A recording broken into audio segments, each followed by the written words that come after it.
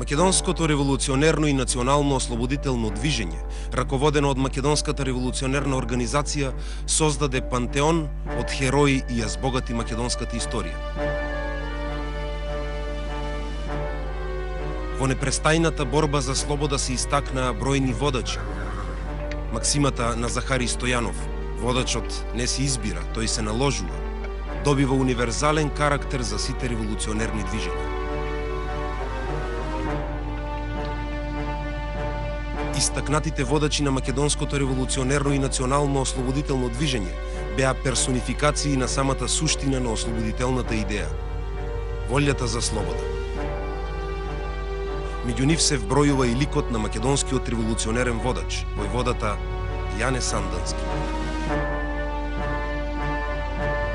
Неговата родолюбива, слободолюбива и амбициозна природа, придружена со силна волја, ќе го турка се понапред и понагоре во револуционерното поприште. Сандански својот однос кон животот, кон борбата и кон слободата ќе го дефинира со својата мисла. Да живееш значи да се бориш. Поробениот за слобода, а слободниот за совршенство.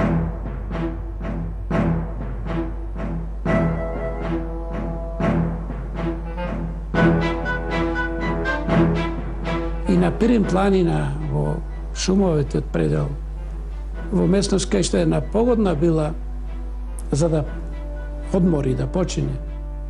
Тука била поставена заседата и веднаш отворен оган. 11 прострелни рани имал Сандански. Кога добил прострелна рана во главата и мозокот, и тога и дори починал.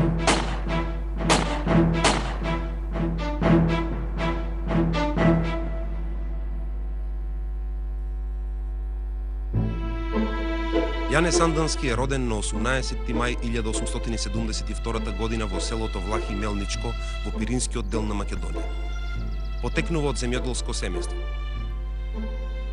Неговиот татко Иван учествувал во македонското кресненско востание од 1878 година како знаменосец, односно заменик на главниот војвода. По востанието семејството било принудено преку турско-бугарската граница да се пресели во градот Дупница. Од својата 6-годишна возраст Јане живеел, растел, се школувал и работел во Дупница. По завршувањето на втор клас гимназија бил принуден да го напушти школувањето поради бедната семејна состојба и започнал да работи. Работел како чевларски чирак 2 години. Подоцна работел како молбописец, па како адвокатски помошник кај неговиот вујко. Како граѓанин на кнежество Бугарија го отслужил војниот рок од 1892 до 1894 година во Кюстендил. На 20 години се стекна со војна обука и дори се здоби чин помлад офицер, што битно влијаеше понатаму во неговото дејствување како истакнат војвода на револуционерната организација. По завршувањето на неговото формално образование, Јане постојано читал и собирал лична библиотека со најразновидна општествено-политичка литература од Маркс и Плеханов до Молиер и Мил. Во своето самообразование тој покажал голема упорност и постојаност, што му отворило нови видици. Димо Хаджидимов го вовел во модерните за тоа време анархосоцијалистички учења и долги години бил негов духовен наставник и учител. Иако соработувал со Димо Хаджидимов, читал доста од социјалистичката литература, Јане Сандански никогаш не станал социјалист-анархист.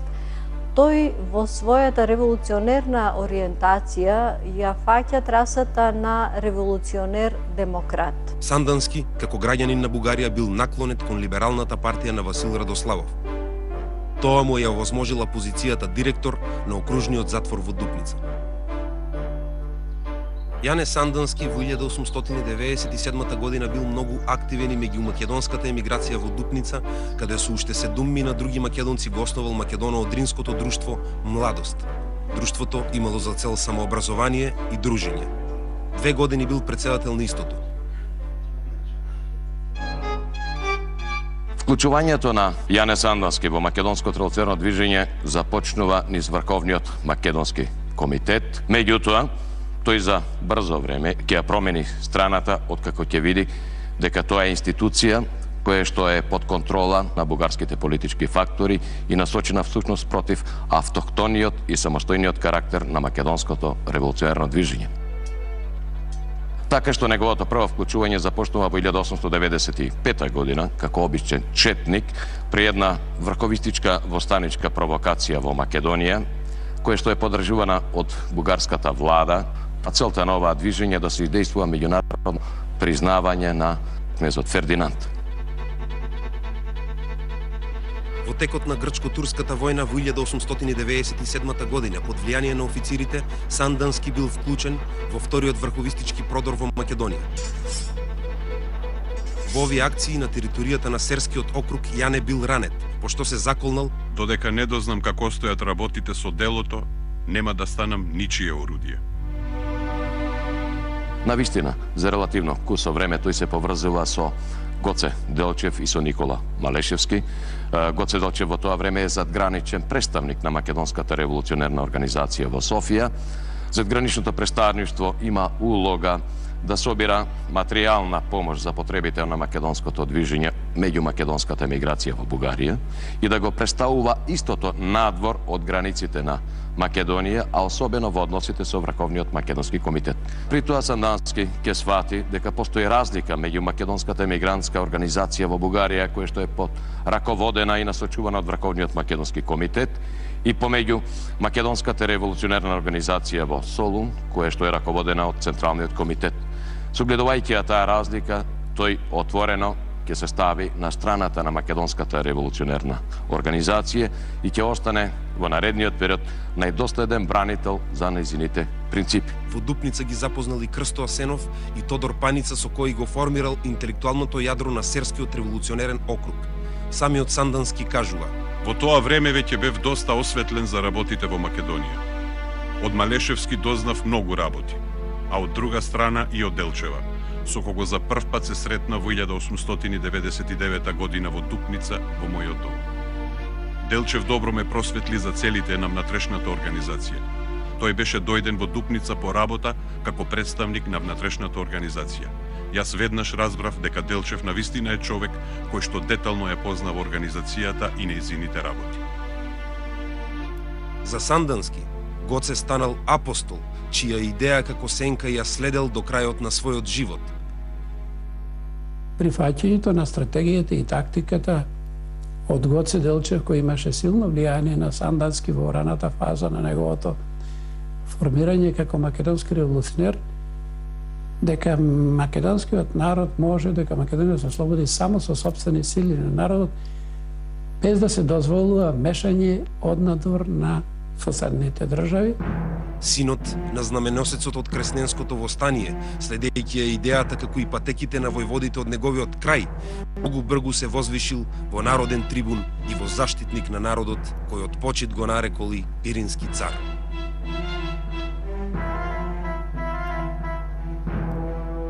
Тој, иако млад во своите револуционерни активности, самиот ќе си го даде псевдонимот Старик и со тој псевдоним ќе му се обраќаат и неговите соборци и соработници. Во 1900 година Јане бил испратен од Гоце Делчев за војвода во пограничните региони на Серскиот округ за заштита на организационата територија од врховистите. Серскиот округ е дел од административната територија на Македонската револуционерна организација, кој што го опфаќа крајниот источен и североисточен дел од територијата на Македонија. Тој започнува на југ од Драма и се движи на север се до бугарската граница, до Дупница, значи и до планината Рила, а неговата граница кон внатрешниот дел на Македонија, тоа е реката Струма. Значи станува збор за една огромна територија од Македонија, која што на исток и североисток граничи со Бугарија. Серскиот револуционерен округ, заради својата територијална позиционираност, бил изложен на чести навлегувања и влијанија на врховистичките чети. Сандански тогаш за прв пат ја игра и улогата на агитатор на Македонската револуционерна организација. Организатор, војвода, агитатор, онака како што самиот Гоце Делчев назначил во замислата на Четничкиот институт. Затоа што токму таа институција која што се развива во рамките на револуционерната организација требала да има улога на подготовка на населението, пред се воспитување на народот во неговата сила, во неговата ментална матрица, оспособување на народот дека во одреден период ќе треба да се спротистави на османлиската, да речам, и војска и управен систем. Интересно е да набележиме дека во оваа активност тој честопати ги канел врховистичките чети на јавни дуели пред селаните, за да се одмерат нивните погледи, значи во една отворена дискусија, да се види што е разликата помеѓу едниот и другиот комитет.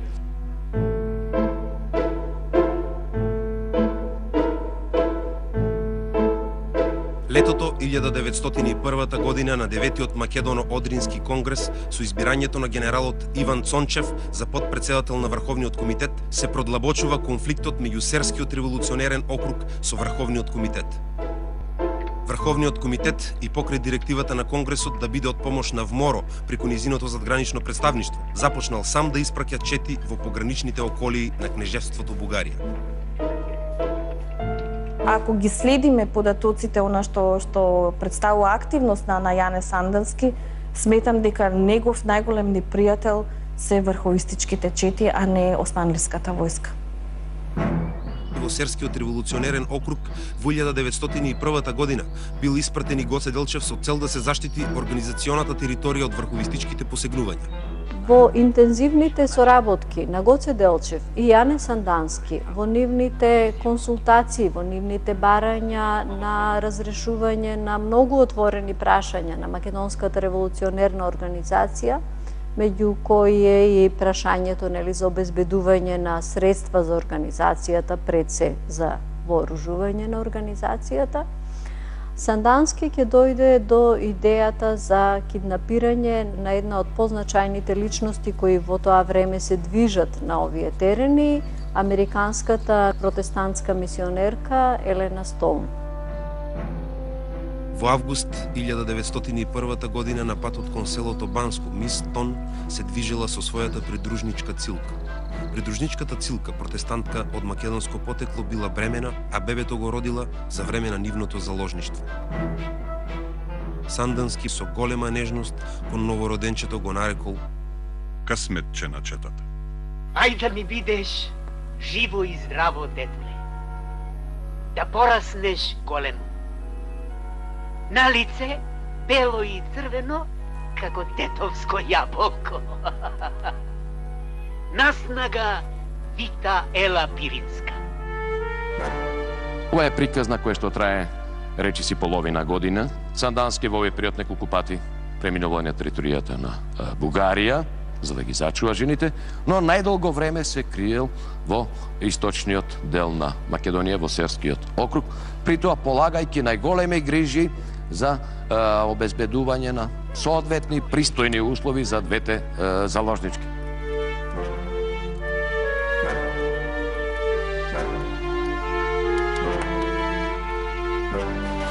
Оваа афера била вистинска драма која добила популарност во меѓународни рамки. Мистон всушност е првиот американски граѓанин киднапиран надвор од територијата на Соединетите Американски држави. И интересно е тоа што Соединетите Американски држави во овој период воопшто не сакале официјално тие да го платат откупот за Мистон, за да не сторат преседан и да не им се повторува приказната и на други места во светот. Меѓутоа, тие пак од своја страна сепак го поттикнале собирањето на доброволни прилози на територијата на САД, за да се плати откупот. По неколку неуспешни обиди на турските официјални војски да ги ослободат заложниците и после преговорите водени преку посредници, на Сандански му били исплатени 14.500 лири. Парите со комисиска распределба од страна на организацијата во која земал учество и Гоце Делчев, во најголем дел били искористени за купување на оружје и муниција неопходни за водење на револуционерно-ослободителната борба.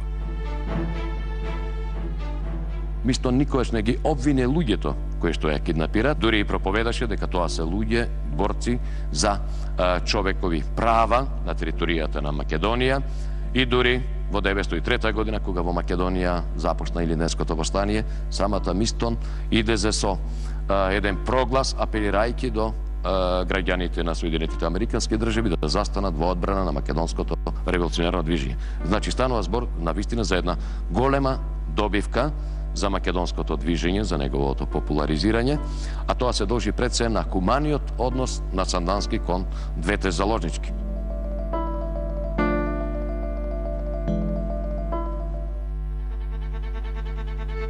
По горно-џумајското востание од 1902 година Сандански продолжил со агитационата дејност меѓу населението. Тој смета дека Серскиот округ со оглед на хаваријата која што ја преживеа со горно-џумајското востание е недоволно подготвен и во таа смисла со неговите приврзаници активисти смета дека овој округ, ако уште еднаш под неколку месеци се изложи на едно вооружено спротивување против османската власт, навистина ќе доживее тотална катастрофа во поглед на разорување, палење на селата, бегање на населението низ Бугарија и така натаму. Сандански по известувањето дека во Солун била донесена одлука за кревање на востание, доживеал големо разочарување. Ова известување морално не уби. Друго размислувавме за организацијата, друго агитиравме, а сосема друго излегуваше. Повеќе немав ни лице ни срце да агитирам како порано. Им препуштав на момчињата да агитираат. Просто плачевме. Дури во спомените кои што се запишани од Милетич, спомнува Јане дека кога ја дознав одлуката дека треба да се крева востание, јас бев неколку дена болен. Вилицата ми беше вкочанета. На советувањето во село Каракој, Неврокопско, Сандански и со Гоце Делчев ги разменил своите размисли за востанието. Тие се согласиле на терористички акции, но тие да бидат превземени само од четите и тоа по железниците и мостовите, акциите да имаат партизански карактер и да се одвиваат надвор од населените места. Серскиот округ во текот на август 1903 година одржал конгрес на кој што донел одлука сепак востаничките дејствија во Серскиот округ да започнат на празникот Крстовден. Јане Сандански исто така ќе ја почитува ориентацијата на Централниот комитет на Македонската револуционерна организација да во востанието четите на Македонската револуционерна организација влезат во соработка со четите на Врховниот комитет во време на востанието. Востаничкото движење во Серскиот округ е со пократок интензитет, со помали димензии, ако го споредиме со она што се случи во Битолскиот револуционерен округ, каде што востанието имаше масовен карактер, затоа пак таму беа најголеми последиците. Овде до поголеми раздвижувања дошло во Неврокопскиот и Разложкиот регион. Во време на овие востанички акции, дописникот на британскиот Daily News, Hales, кој се движел со македонските востанички чети, во еден од своите написи со трогнувачка симпатија за македонските четници, ќе забележи: разфрлани околу горниот оган, тие луѓе личеа на банда разбойници, живописна група луѓе кои ја создаваат историјата, пишувајќи ја со своите пушки и со меч ја врежуваат врз лицето на времето. Тие личат на разбойници, но секој од нив е херој кој се бори за слободата, ја пролева својата крв за слободата, умира за слободата без да мисли на плаќање, без да се надева на наградување, без да очекува почести. Многу пати цинично сум се подсмевал кога сум слушал крчмарски политиканти запалено да зборуваат за правата на човекот, но тука не можеш да заземеш надмена поза, затоа што овие мажи не зборуваат. Тие се борат и со својата убеденост се обидуваат да го направат тоа што Европа со својата колосална малодушност не се осмелува да го направи.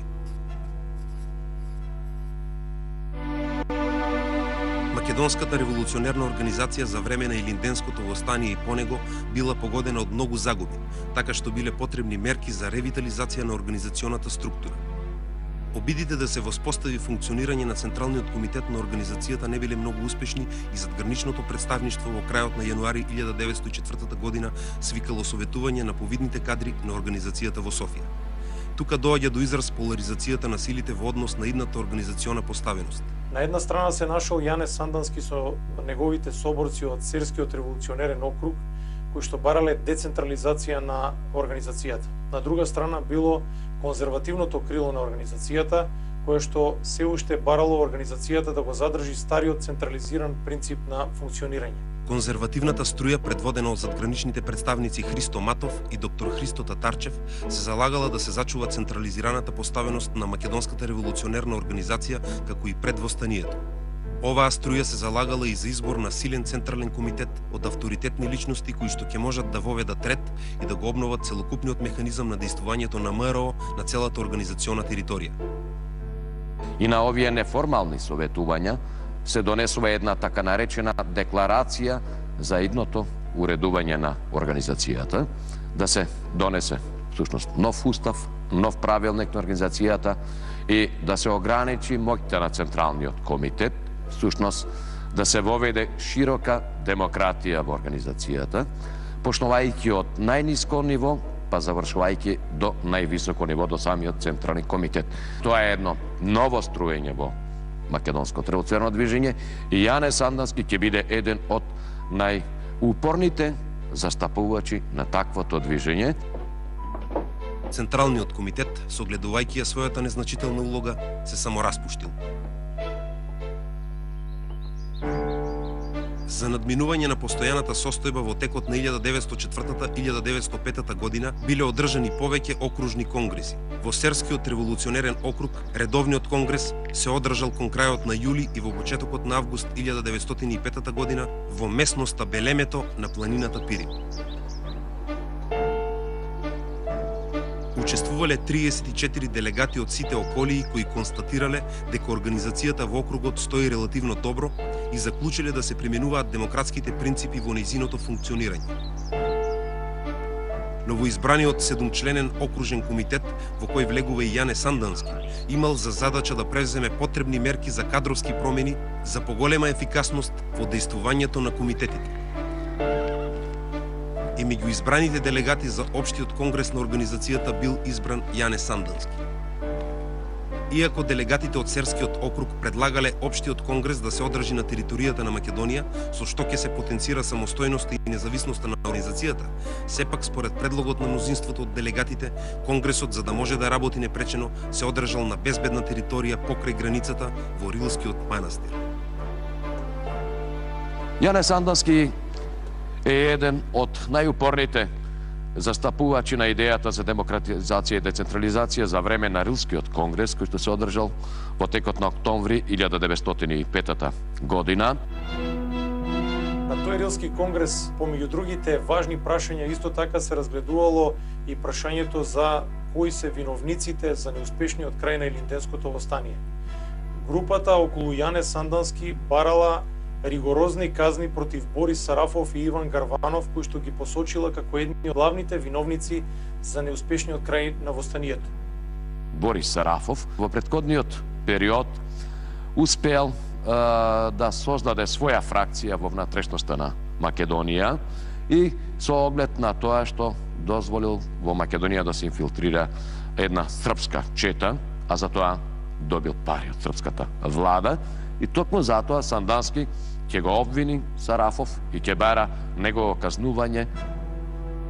И токму кога тоа требаше да се разгледува во таа точка од дневниот ред, Сандански во договор со Ѓорче Петров стана и предложи да се заборават сите извршени дела на Сарафов и да се амнестира за се.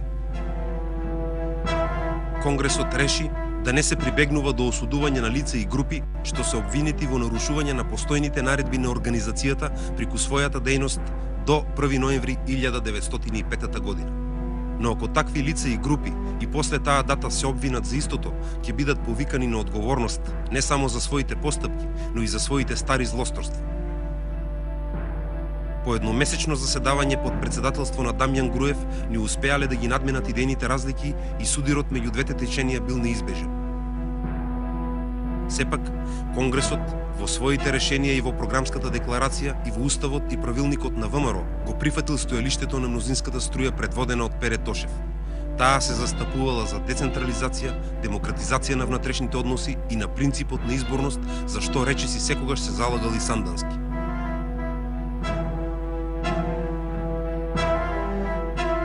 Веднаш по завршувањето на Конгресот, Сандански се враќа на територијата на својот округ и се залага за доследно спроведување на принципите на новиот устав, на новиот правилник на организацијата, која што оттогаш е преименувана како Внатрешна македоно-одринска револуционерна организација. Неговите следбеници, поради таа негова ориентација, ќе бидат наречени санданисти и подоцна ќе бидат наречени и федералисти. Воспоставеното организационо единство не заживеало и не било можно во следната 1906 година да се одржи редовниот општ конгрес на организацијата. Револуционерните окрузи действувале сосема самостојно, со што федерализацијата на организацијата на некој начин станала реалност. При крајот на 1907 година се заостриле односите на раководството на Серскиот револуционерен округ, предводен од Јане Сандански, со спротивната конзервативна струја во организацијата представувана од Борис Сарафов и Иван Гарванов. Нивната идеја е да се ликвидира Јане Сандански и тоа во својот округ. За таа цел се одбрани блиски луѓе на Јане Сандански. Станува збор за Михаил Даев, откако е откриен заговорот. Сандански го ангажира Тодор Паница, кој што исто така негов близок соработник, и тој известно време се враќа во Софија и почнува да се дружи со Сарафов, со Гарванов, ветувајќи дека тој ќе ја превземе улогата на екзекутор на Сандански. На последната средба, која што се случила во домот на Борис Сарафов, каде што присуствува и Иван Гарбанов, каде што тие му ги дават последните инструкции тој да замени да го ликвидира Сандански, на испраќањето на вратот од кај нив, Тодор Паница во ист момент стрела со 2 револвера и ги ликвидира и двајцата.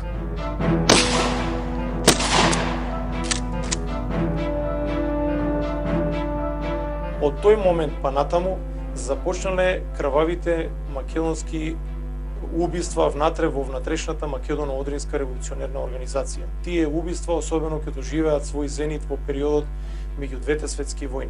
Вообичаено се обвинува Јане Сандански дека го започнал расколот во македонското револуционерно движење, но ако пореално ги гледаме работите, ќе видиме дека на тој начин беше спречена неговата ликвидација.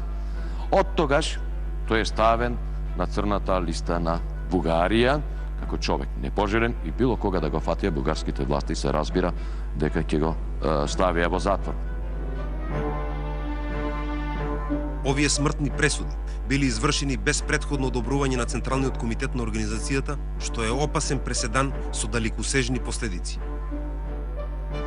Сандански и окружното раководство почувствувале потреба и јавно да ја образложат оваа своја одлука и настапиле со 2 отворени писма. Убиените посмртно се обвинети за работа против организацијата и против македонското ослободување. Тие беа агенти на бугарската држава во организацијата, а Бугарија, како и другите 2 претендентски држави Србија и Грција, води политика на освојување на Македонија. Во тој период Сандански ќе заклучи: македонците треба да се борат без да се надеваат на туѓа помош, зашто оние што ќе дојдат да не ослободат, всушност ќе дојдат да не заробат. Во почетокот на 1908 година, пишува Тодор Попантов, во Кјустендил бил свикан друг така наречен Кјустендилски конгрес на кој серчани не биле поканити и тие дури се осудени за убиството на Сарафов и Гарванов. Тука била донесена и одлука за исклучување на серското окружно раководство од ВМОРО, чии членови се сметале за непријатели на ВМОРО. Тоа подразбирало дека тие можат да бидат убиени во секое време, насекаде и од секој член на организацијата. Така зачестиле обидите за нивно физичко ликвидирање и насилно отстранување од македонските револуционерно-ослободителни редови.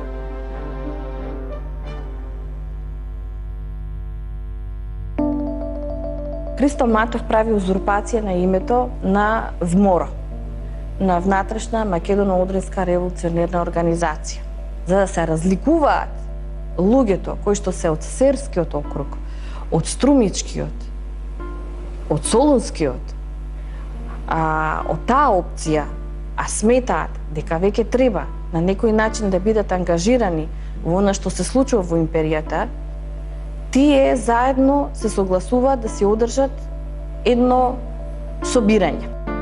Туку учествувале Јане Сандански, Александар Бујнов, Чудомир Кантарджиев, Ѓорги Скрижовски, Христо Чернопеев, Павел Делирадев, Таската Спасов Серски, Стоју Хаджиев, Тодор Паница, Ѓорги Казепов и други.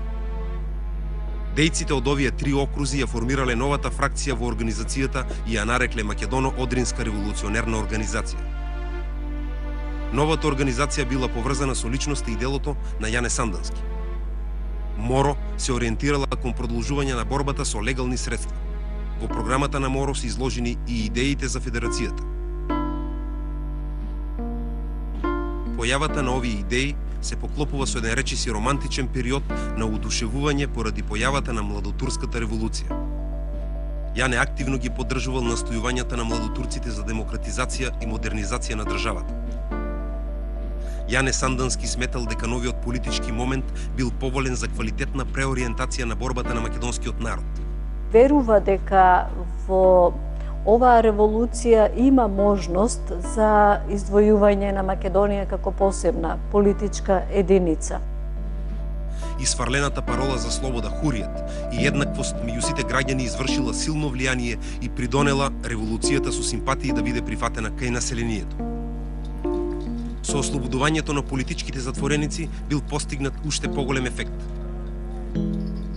Август месец 1908 година, користејќи можноста на законот дека може четите да се легализираат, тој првин се спушта во Неврокоп, значи се легализира и држи говор да ги оправда младотурските револуционерни настани и да бара една поширока политичка платформа или организираност на населението. Се спомнува во документите дека се обратил пред 15.000 луѓе во тој град. Потоа тргнал за Солун за да разговара со нив. Таму бил свечено пречекан и примен лично од водачот на младотурците Енвер Беј. Сандански преговарал за формирање обединета македонска држава во рамките на Турција. Во неговата програма значајно место заземало и аграрното прашање. Следниот ден, 18 јули 1908 година, Јане Сандански објавил манифест до сите народности во империјата. Веднаш по револуцијата, значи, сега заинтересираните Србија, Бугарија и Грција многу мутно, многу внимателно следеа процесите што се случува во Отоманската држава, но и однесувањето на Сандански како најкрупната личност македонска револуционерна, која што цврсто обстојуваше на одбрана на територијален интегритет на Македонија. Дури и австрискиот конзул соопштува дека младотурците не можеа да си дозволат да не го имаат Јане на своја страна. Влијанието, идејата, постапките, манифестациите на Јане се навистина суштинско значење, барем во конкретниот политички живот, барем на Македонија. Во Солун се сретнал со познатиот српски комедиограф Бранислав Нушиќ, кој го интервјуирал Сандански за белградска политика. Животот на малите народи е во никакви услови. Бугарија и Србија досега греше што се раководеа од своите најнужни интереси. Нивната главна цел не беше слободата на овој народ овде, туку нивните себични интереси за проширување на нивните држави. После овие случувања, тие ќе останат таму каде што се, а ние овде ќе си правиме татковина. Нушиќ му поставил едно провокативно прашање кое сугерирало дека амнестијата и за него и за Паница важела само во границите на Турција, па се интересирал дали во такви околности тие би смееле да отидат во Бугарија. Сандански одговорил: Во Бугарија не смеам да одам, но и не ми треба. Тука е мојата татковина. Почетокот на август 1908 година во хотелот Енглетер во Солун биле одржани неколку заседанија на дејците од МОРО: Јане Сандански, Димо Хаджидимов, Димитар Мирасчиев, Кола Харлаков, Ангел Томов и Павел Делирадев, на кои ја составиле проект програмата и декларацијата на МОРО. Крајната редакција на овие документи ја направил Сандански. како ретко која личност. Сандански беше на мета не само на врховистичките структури, туку исто така и на бугарската влада и на бугарскиот кнез. Всушност, обидите за атентат врз Јане Сандански една година подосна од убиството на Гарванов и Сарафов се резултат на обидите на приврзаниците на Сарафов и Гарванов да се одмаздат за екзекуцијата изречена од Јане Сандански. Во подготовките за одржување на Конгрес на Моро на 24 септември 1908 година во Солун бил извршен неуспешен атентат врз Сандански од страна на врховистот Тано Николов. Јане Сандански бил погоден на две места, во вратот и во еден дел од телото пониско, меѓутоа за негова среќа не бил погоден во местата каде што можел веднаш да подлегне на раните од револверските истрели. По неполна година било напуштено и името Моро и организацијата се трансформирала во легална политичка партија под име Народна федеративна партија. И на тој начин се легитимира пред младотурскиот власт, новата власт, како револуционер кој што се сообразува со новите промени што настанаа во Отоманска држава. Партијата во својата програма предвидувала Турција да се реформира како Источна федерација и да се образуваат самоуправни вилаети – Македонија, Албанија и Арменија, кои ќе имаат своји представници во турскиот парламент. Десницата на ВМОРО се обединила околу Сојузот на бугарските конституциони клубови, основан во Солун како легална политичка партија. И во НФП, основана од Сандански, се случил расцеп на две големи групи. На една страна ќе биде Димитар Влахов, на друга страна ќе биде Јане Сандански. Неколку месеци по основачкиот конгрес од неа се отцепила и трета група на чело со Христо Чернопеев. Овие состојби го помогнале само ликвидирањето на НФП, а нејзините водачи, како што ќе каже и Сандански, останале како генерали без армија. Сандански не се помирувал со ваквите состојби и му напишал на својот другар Александар Бујнов: неопходна е средба на Серчани, на која ќе се разгледа создадената ситуација, бидејќи ние сме тесно поврзани со тоа движење и не баш лесно можеме да се откажеме од него. Јане Сандански во 1909 година ќе организира и поголем број на македонски доброволци кои што ќе заминат во Цариград во оној момент кога султанот се обидел да изврши преврат и да ги симне владотурците од власт. Значи, тој се става на потполно располагање и во услуга на владотурците и некаде со околу 2000 македонски доброволци, некаде се спомнува 2000, некаде 1200, заедно со Тодор Паница, со Христо Чернопеев и со редица други македонски војводи од тој регион учествуваат во големиот поход на Цариград, кога всушност е детрониран султанот Абдул Камит II. По тој повод Сандански објавил проглас до македонскиот народ и неговите борци, осудувајќи ги внатрешните и надворешните противници на младотурците. Меѓу другото, во прогласот на Сандански се вели: бидејќи младотурската влада нам ни даде полна слобода на работа и на народен развиток, ние сме должни да се бориме против непријателите на слободна и нова Турција. Грците сакаат враќање на стариот режим во Турција. Со кралството Бугарија веќе одамна раскрстивме и сите наши надежи за одржување на нова состојба на слобода и уставот лежи единствено во денешна Турција. Кога се случува тоа действување на таа групација заедно со Јане, треба да спомнеме и дека во исто време делува и Мустафа Кемал Ататурк во истиот период. Фактички во исто време се случуваат две значајни личности од поновата историја да действуваат во иста насока. Но при крајот на 1909 година, врз основа на изгласаниот закон за здружување во младотурскиот парламент, престанале да постојат Народна федеративна партија и конституционите клубови. Особено е многу лош законот што 1910 година младотурците го носат за разоружување на населението. Буквално тој закон им е како подлога за пресметување на се она што нив им фигурирало или им значело непријател. Јане Сандански успеал да го спречи разоружувањето во својот реон и превзел чекори да го заштити македонскиот народ во својот округ. Неговото непомирливо одржање кон оваа акција ги вознемирило младотурците. Според еден српски дипломатски извор, собрал 1200 пушки во близината на Мелник, ги затворил во еден магазин и не ги предал на власт. Магазинот бил чуван од негови луѓе, а турската власт немала храброст да ги нападне и да им го одземе оружјето. И само една година по првиот неуспешен атентат над Сандански на 14 август 1909 година бил направен втор неуспешен обид за негово ликвидирање, повторно во градот Солун. Со него били и серчанецот Стоју Хаджиев и учителот Анастас Митрев. Различни се претпоставките за тоа кој пукал во тие моменти, но едно е сигурно, Јане Сандански повторно бил ранет и уште еден од неговите соборци. Пресудата во Кюстендилскиот конгрес го демнела постојано. Не беше само Јане како фигура опасност. Опасност беа неговите идеи кои што можеа да абсорбираат голем дел од македонското граѓанство, па и работништво, па и селанство и една друга конјунктура да се создаде во Македонија.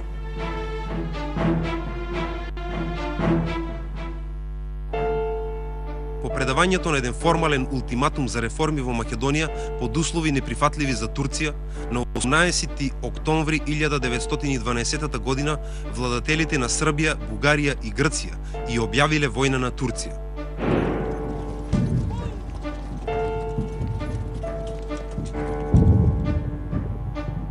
Во неа учествувале и македонците.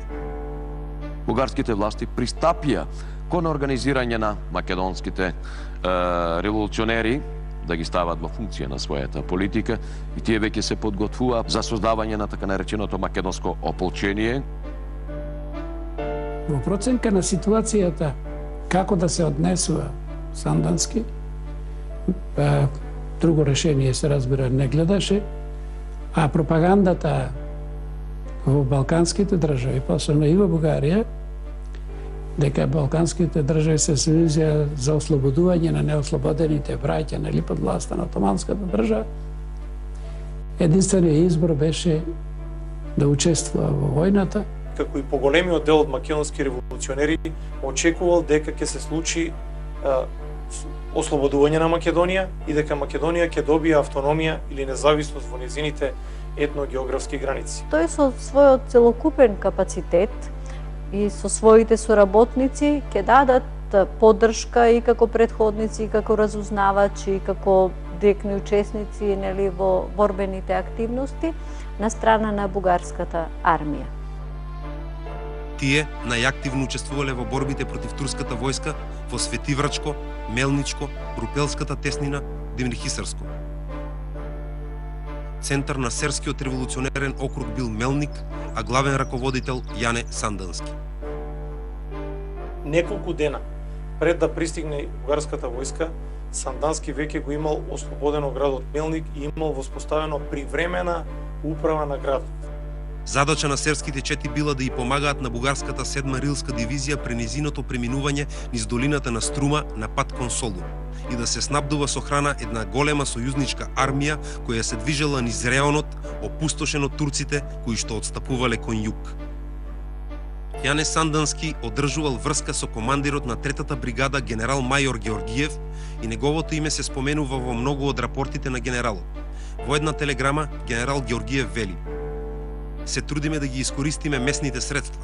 Сандански ни доставува по 5000 леба на 24 часа. Каква огромна претходна подготовка на теренот имал направено Сандански за да може на 24 часа да доставува по толкаво количество леб на бугарската војска?"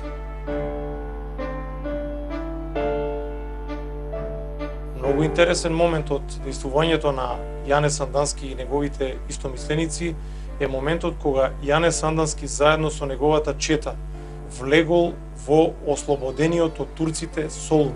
Како претходница на 7-та рилска бугарска дивизија стигнал до Солун, во кој влегол на ден Митровден по предавањето на градот на грците од страна на Таксим Паша.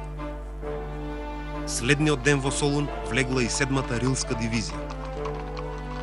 Тој е првиот и единствен македонски револуционер кој што со оружје во рака, вооружено со своја чета, влегол во градот Солун.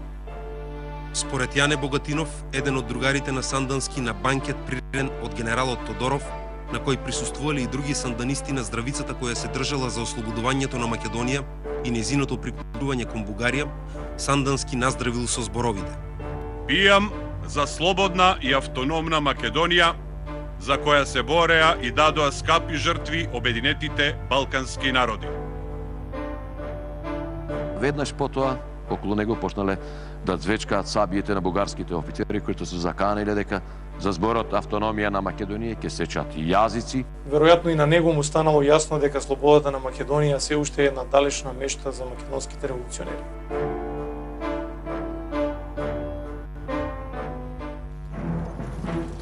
Втората Балканска војна се водела меѓу Бугарија од една страна и Србија, Грција и Црнагора од друга страна, во која се помешале Романија и Турција против Бугарија.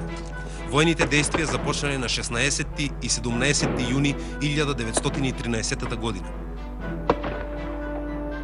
И во Втората Балканска војна, Јане Сандански ќе земе активно војно учество, пак на страната на бугарските воени сили.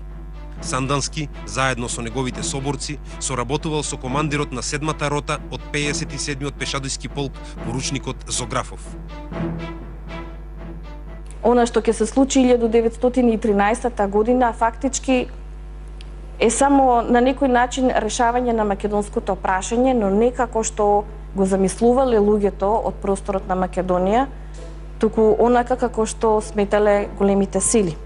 Букурешкиот мировен договор на 10 август 1913 година и стави точка на целоста и единството на Македонија и на македонскиот народ, но не и на борбата на македонците за обединување и слобода. Балканските војни всушност се пораз на идејата за автономија на Македонија, пораз на идеалите на многумина македонски дејци кои што дотогаш вложиле огромен дел од својата енергија. Тоа е пораз, морален пораз и за Јане Сандански во услови по поделбата на Македонија, тој морал привремено да се помери со состојбата. Сандански со своите приврзаници во парламентарните избори спроведени по Балканската војна решиле да застанат на страна на Демократската партија во Бугарија, која што била во опозиција.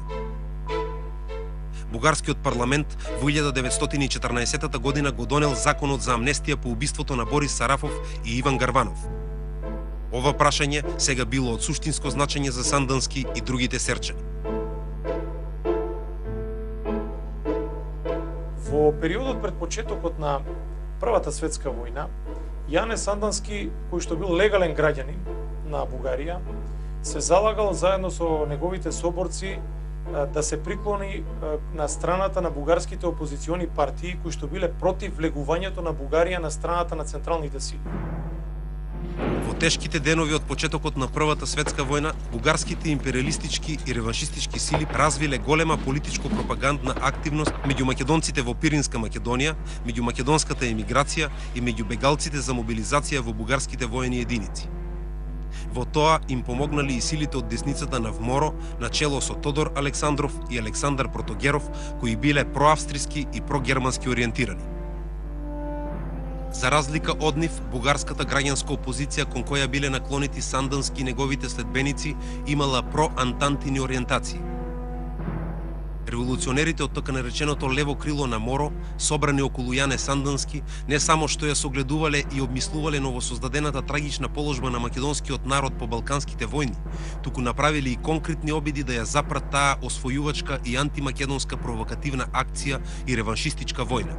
Фердинанд да биде ликвидиран и новиот режим во Бугарија да биде прокламиран во името на народовластието и против империалистичката војна. Најголемо изненадување им било реагирањето на екзархот Јосиф I, кој ги наброил лушотиите кои Фердинанд и ги нанел на Бугарија и на крајот рекол: "Благословена да е раката која ќе го кутне Фердинанд, кој ќе го стори тоа ќе биде најголем благодател на Бугарија." Дури бил подготвуван и атентат врз бугарскиот цар Фердинанд и во тој атентат требало да учествува и Јане Сандански. Започнале прогони и затварање на поддржувачите на оваа идеја. Сандански беше постојано следен од тајните служби на бугарската држава, дури од цивилните власти. Секаде се следеше каде тој се движи на просторот на на Бугари. Цело време престојува на територијата на Серскиот револуционерен округ, при тоа засолнувајќи се честопати и во Рожденскиот манастир. Во моментите кога Сандански сам без никаква придружба одел кон градот Неврок. Во близина на местноста Блатата на Пирин планина, неочекувано од заседа кон Јане Сандански започнале да бидат испукувани истрели. Сандански паднал од неговиот конј и во тие моменти си ја скршил раката. И во таква ситуација тој успеа да најде засолниште, да го извади со пиштол и повеќе време, долго време да се брани. 11 прострелни рани имал Сандански. Смртната рана ја добил кога добил прострелна рана во главата и мозокот. И тога дури починал. Јане, по наредба на Фердинанд, бил убиен на 21 април 1915 година во подножјето на планината Пирин на патот меѓу Мелник и Неврокоп. Неговото тело подоцна било пронајдено од луѓе кои што со караван поминувале во овој дел.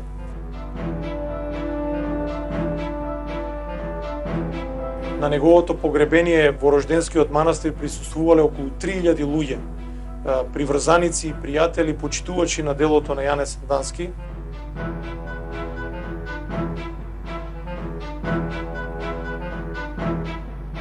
Тој е еден од најкрававите акти во тој временски период кој што оставил длабоки траги во македонското револуционерно движење и кој што за жал ги поттикнал и понатаму крававите пресметки во македонското револуционерно движење.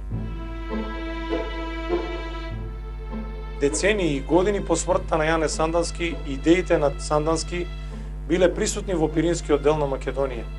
Тоа особено било интересно и преточено дури и за време на Втората светска војна, кога народно-ослободителното движење во Пиринска Македонија постојано се повикувало на идеалите на Јане Сандански, дури и вооружени формации, вооружени одреди го носели името на Јане Сандански. Неговото дело и неговите идеали ги продолжија неговите следбеници санданистите. Во нови услови, во ново време. Едно од ретките имења кај македонските револуционери кое што е нашироко прифатено на целата етногеографска територија на Македонија. Неговото име го носат населени места, училишта, други институции. Неговиот лик стои преку различни уметнички изрази пред очите на широките народни маси. Затоа, впрочем, сведочат и голем број на народни преданија, песни кои што македонскиот народ ги испел во негово име и во негова чест. Неговиот лик ќе остане трајно врежан во колективната меморија, во културата и традицијата на македонскиот народ.